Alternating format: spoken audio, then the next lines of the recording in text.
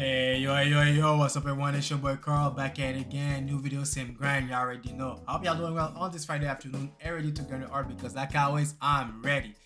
Hopefully today, the mic is gonna do its job properly because I'm tired of this bullshit of I think I'm seeing in my OBS that my voice has been captured properly, but when I'm going to do the edit, like some of the parts get muted or get clipped or get cut. And now, so what I did, I just deleted all the filters that I put in my mic, so to make the voice sound more like professional and shit. But yo, it's working against me, so I just deleted them and went back with the basic as default. And even then, as I'm talking, I'm saying like my voice is not like going up fully, but hopefully you guys hear me properly. And I'm speaking as loud as I can right now. Like I'm literally forcing my throat pause to speak loud. But anyway, so today we're gonna do some master studies for today's session. It's been a while I haven't done those. Well, it's been a while I haven't done those on video or anywhere else. I know I've been doing this just for my weekend practice because usually I'm doing this on Saturdays, but Saturdays I'm working at my job, and I use my 12-hour shift to art sometimes, and I do some master studies. Also, sometimes I'm just freestyle sketching because this is what the Saturday session is for, is to study an artist of my choice, preferably stick to one artist for the whole block, and after that do some freestyle sketching, experimenting, and all this stuff. And to be honest, I've been doing some freestyle sketching pretty much on my daily basis. Like I'm doing my the practice of the day, then after that I'll go ahead and do my freestyle sketching. Like when I'm going out, go to the coffee shop and all this stuff. I've been posting a lot of those lately. Been practicing drawing my tablet. I'm getting more comfortable. The only weird part of drawing on my tablet is that there's pen pressure, but it's just that I naturally press hard on my tablet. Like I'm not even forcing. It's just I just naturally press hard on the tablet, and so my lines are like mono lines, and so it feels weird a little bit. And also like the comfortability on drawing on the tablet is weird. It's not the same as when I'm drawing my computer. So yeah, but I'm getting used to it. I'm able to somewhat do the same level of quality of sketch on my tablet as I do on my computer, but my computer sketches always turned out better because I'm really comfortable on it when I'm drawing. So yeah, so it will never beat it. But yeah, anyway, so yeah, as you can see right now on the screen, those are like one of the sketches I'm doing on my free time. Like this is a sketch I did on my on the Discord session that we tend to do once a week. Usually we do them on Wednesday, but because now it's summer, I'm trying to go out a bit more often. Try to touch some grass, like they said. And yeah, so I'm doing them on Fridays now because on Fridays I tend to be busy in the evening. So I'm using this day to just stay at home, relax, and do some art grind with the community in the Discord. So if you want to join us and just draw with us and talk about anything and everything, just join the Discord. The link's in the description box below. And yeah, so today, like I said, we're gonna do some master study. And what we're gonna study today, I don't have the artists that I'm gonna study, but I'm gonna study the style of a game company that's called Vanillaware.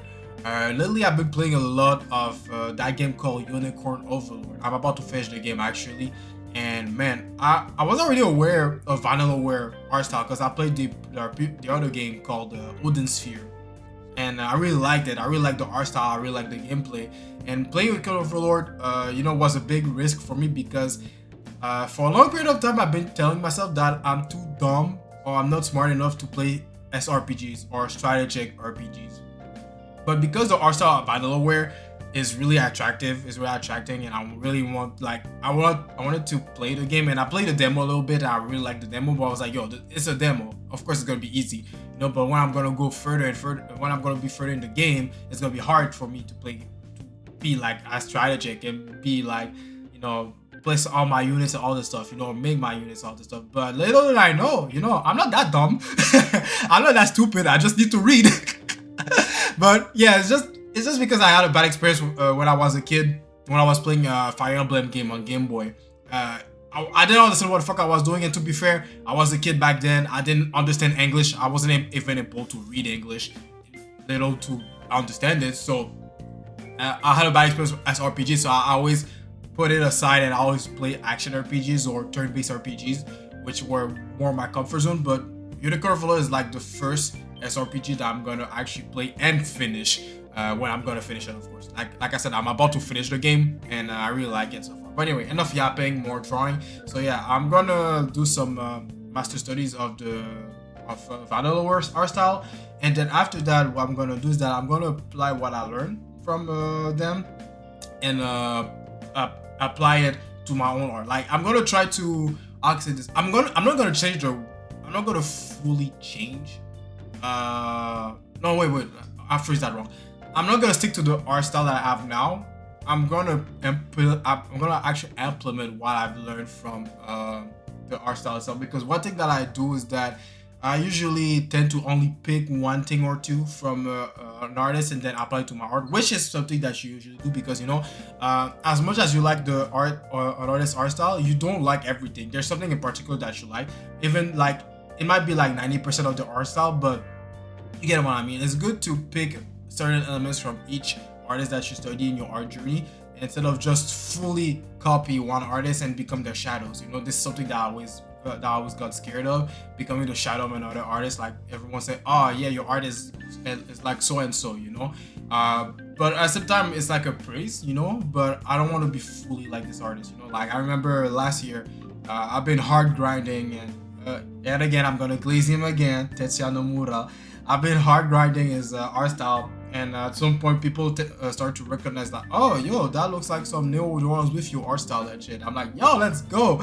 And I was proud of myself and everything. But then when people start to realize that, I'm like, okay, now I think it's time to really step away from Tetsuya Nomura, because I think I've captured pretty much everything I wanted from him, and now it's time to move on to something else, And lately, what I've been doing is that I've been studying the shape language or the design language of Nintendo, 2000 cartoons, 2000 action cartoons, and now I want to upload something from Vanillore. I don't know what from Vanillore I want to implement in my art, but it's just that I really like it. So this is why I'm doing this master study today, and I will see what I want to implement in my own art later on. So yeah, and I'm gonna mainly study female characters because I'm gonna redraw Carla later for the second part of the. Well, redraw. I'm just gonna draw her in the pose, and I'm gonna try to implement everything that I've learned from that. And I'm even gonna change her outfit. I'm gonna make it more fantasy-like because so far, Vanillaware does a lot of fantasy game. I know they have this game called that other game that I forgot his name. Aegis 13. Yeah, that game. I want to try that game as well. That's another another sort of RPG that I don't actually play. Is it an actual RPG? I don't even know, but I think it's an RPG. I'm not sure. But there's this game I want to try. It's a more modern world. I think it's in modern Japan with like mechs, kaiju, and all this stuff. I want to give it a try to that too later this year. And yeah, but I want to study the fantasy stuff because this is what I've been focusing on lately, doing a lot of fantasy character design. So I'm gonna focus on that, and I'm gonna put Carla in the fantasy cosplay type thing. So yeah, but like I said, end of yapping, we're gonna draw more. So for the first one, actually, do I do one live and I do a time lapse after, or because that might take a while, or should I just put all my energy in one character design? Because I already got one that I wanna break down here. Can you guys even see? Yeah, I didn't capture I'm only capturing a clips to you. I'm not capturing the screen. So yeah, I'm gonna put the reference on the screen for you guys on the edit. I'm gonna start with Scarlet from Odin Sphere. Like I said, this is the first game of Vanillore that I've ever played. So I'm gonna study her. Wait, that was weird. But I'm gonna study the design, and from there, I'm gonna see what I can apply in my own art after. So I think I'm gonna make this as a time lapse so I can really lock in and focus on it. So yeah, enjoy the good music in the background, and yeah, I'll be right back.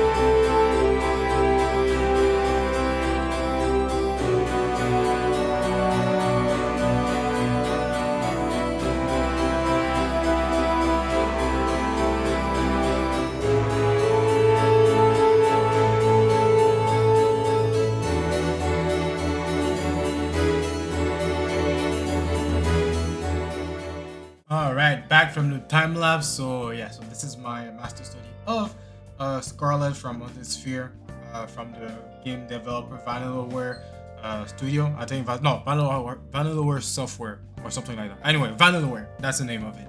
But yeah, so this is it, and I know already that it's not really close. Well, especially when it comes to the face, it's really nowhere close to what the original reference is. But I'm still managed to capture most of it. And yeah, I didn't draw the chains and shit. But to be fair, I was like, you know what? I ain't drawing all that.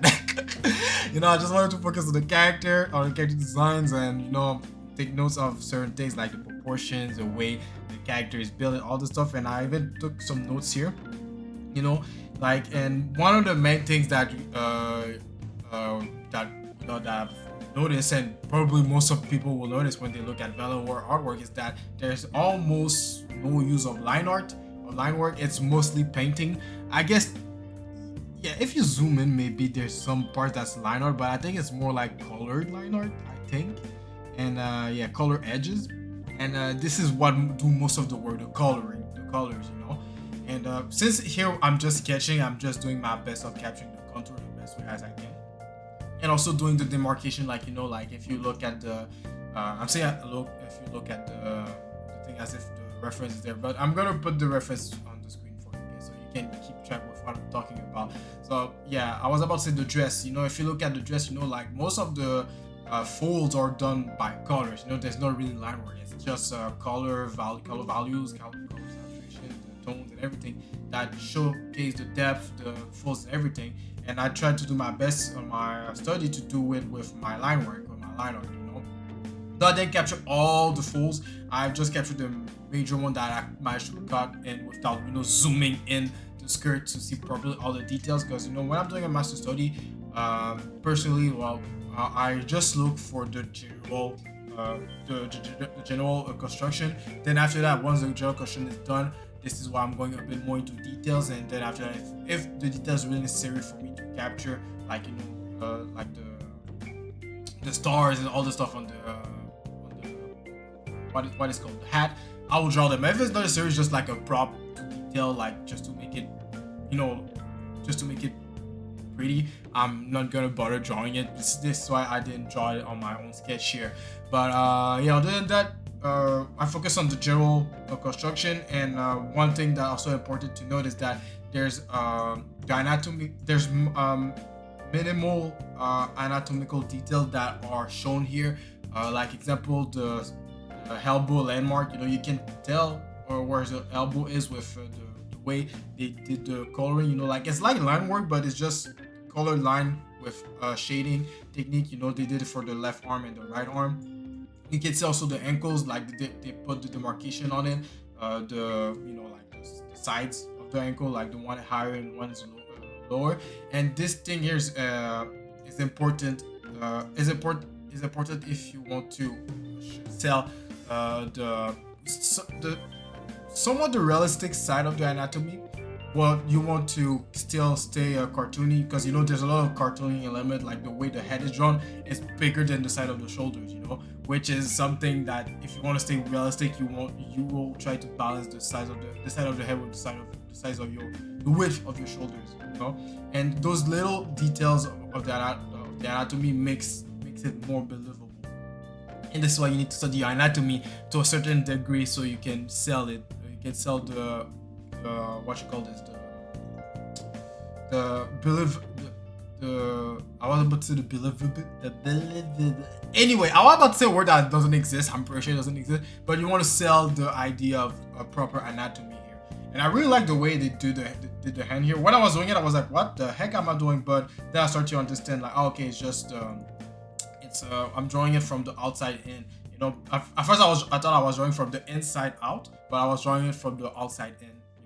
So yeah, I really like the way they do it. One thing that I want to do properly, and I think I'm gonna try to do this before I start animations, is that I want to be able to draw hands in a way that really, I want to be comfortable. Like, I'm not bad at drawing hands, but I'm not the best at drawing hands either. You know, I'm able to draw from reference. I'm able to simplify to a certain degree that makes it look okay, I guess. But I want to be able to be really comfortable as drawing it as I'm drawing the human body. You know. as you see in my process, I'm really comfortable drawing the torso, I'm comfortable drawing the legs, breaking that down, and somewhat comfortable drawing the arms, but then I start drawing the hands. Like maybe in the process you say like, oh, but you have a pretty easy time to break down the hand, but that's because I got a reference. But if you tell me to draw a hand for imagination, like you give me a subject of a hand doing something, I have a hard time not a hard time, but it's just that my hand will look really stiff. And one of my coaches from the manga mentorship that I'm in give me tell me that in the line of action where you practice your gesture drawings, there's actually something like that for your hands, for drawing hands. I'm like, oh yeah, I didn't know that. So I'm gonna start practicing it so I can really be comfortable drawing hands that sell emotion, that are more dynamic and all this good stuff. So yeah, that's one thing I want to do, and I really like the hand. And also, I realized that, well, maybe it's because it's just me the way I draw. I feel like the way the character is designed is like a fantasy medieval way or approach of Tetsuya Nomura art style. Let me explain. As you know, I keep blazing this artist. I really like the Neo the Ones with You art style, right? And if you look at the characters in the game Neo the Ones with You, or the ones from the Nintendo DS, most of the character fashion, their style, the way they dress is like streetwear fashion, and I'm really into that. And I'm realizing that Final War is doing something somewhat similar, but with medieval stuff. Like they really, the way Tetsuya Nomura does the clothing, they do it similar with the fantasy clothing. So I'm trying to say, like, they really use big shape to put emphasis on the silhouette, just to simplify the way the character is dressed. Like from the look of it, you look at the reference, you can tell this is a witch. And there's other characters, like the game I've been playing, Unicorn Overlord, like they don't have a lot of characters that have complex designs, or complex clothing. Like I look at them like, okay, it looks easy to draw, like maybe the renderings will be the hard part, to sell the fact that it's metal or bronze and all the stuff. But other than that, like the shape language, all the stuff it looks pretty simple to draw. Like if you compare this to, I don't like Final Fantasy 14, I think that's the 14 one, that's the online one. You look at the armor, you be like, yo, I ain't drawing all that. Or even the weapons, I ain't drawing all that. So yeah, I like the way they simplify the clothing for the characters. And in general, I didn't know that here. I just know that clothing makes strong silhouette. Like it makes so strong. Like if I'm putting this all black, it will be like, it's gonna be a good silhouette and a lot of sharp shape language. As you know, I really love my sharp angular shape language. This is how I like to draw. I don't like round shapes. Though the head, I'm gonna make an exception. I'm gonna make round heads, because sharp heads, I like to make them for more villainous characters. But if I'm making a character that's more on the good side or neutral, I'm gonna usually stand with a rounded head, or I'm gonna make it more blocky if I want to sell like the idea like this character is strong, is firm, nobody can move him or something like that. If you studied your shape language thingy, you're gonna know what I'm talking about. But I'm pretty sure pretty much everyone that watched this video know what I'm talking about. But anyway, so now we're gonna do the second part of this video because I'm yapping too much. I need to wrap this up. I'm gonna draw Carla, my OC, my mascot for my social media. Though I'm barely on social media nowadays. I'm gonna draw her, and I'm gonna apply what I learned here from this master study and apply it to our design. I might change it a little bit because I want to try to make some fantasy stuff. I need to find some reference of what I can do. I think I'm gonna make a because my idea of Carla is I want to make her an angel. Lately, I don't know why I keep taking her off an angel, so I'm gonna look for references of angels from the Unicorn Overlord game, because there's a lot of angel characters. So I'm gonna see if I can make her as a fantasy angel, and try to capture also the way they did the clothing on her on Scarlet. But I'm not gonna make her as a witch, or maybe I should just make Carla as a witch. No, I'm gonna make Carla as a witch. Fuck angels, I'm gonna make her as a witch. So I'm gonna steal a bit of her clothing, and I'm gonna look for other witches or references and see what I can cook with all those references. So yeah, that's gonna be another time lapse. So I enjoy the music in the background, and I'll see you guys on the other side.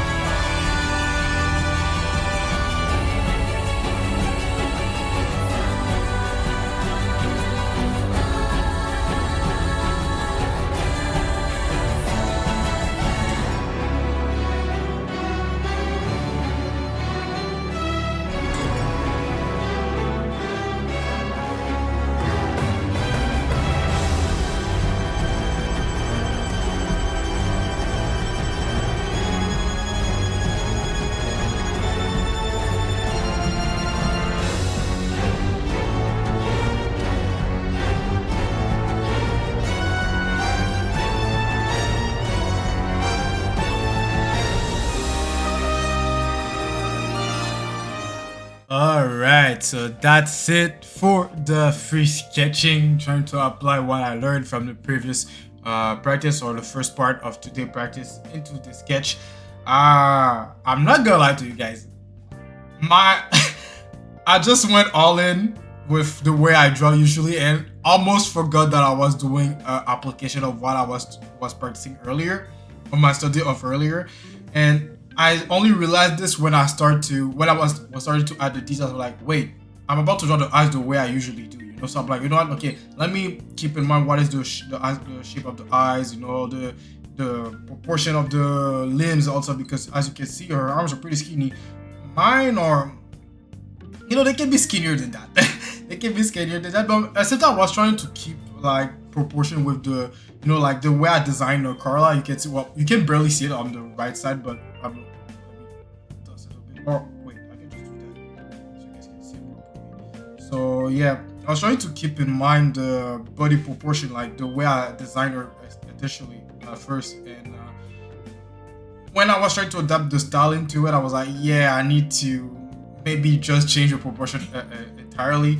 And yeah, but it was a pretty fun design, though. I'm not gonna lie, the witch hat is a bit out of place, you know, like it was a second thought when I drew it.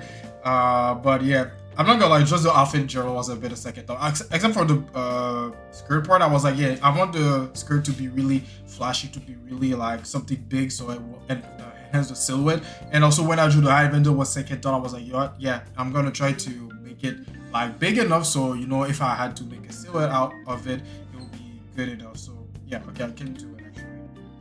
Hopefully that goes, yeah, I did close all my line. Oh no, wait, I took the wrong thing. The wrong one, two. Okay. Normally all my line are closed. And yet again, the way I sketched really came in clutch, because it took me 40-ish minutes to do it. But honestly, like if I was doing it the old way that I was sketching, you know, like I was doing a base sketch and after that I do the all I've done here, I think it will take me an hour to do it.